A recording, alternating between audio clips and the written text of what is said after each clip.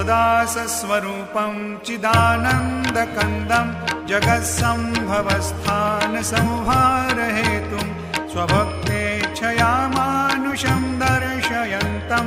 नमामीश्वरं सद्गुरुं सायिनाथं भवद्वान्तविध्वंसमार्तण्डमीड्यं मनोवागतीतं मुनिर्ध्यानगम्यं जगद्व्यापकं निर्मलं निर्गुणत्वां नमामीश्वरं सद्गुरुं सायिनाथं भवाम्भोधिमग्नार्दितानां जनानां स्वपादाश्रितानां स्वभक्तिप्रियाणां समुद्धारणार्थं कलौ सम्भवन्तं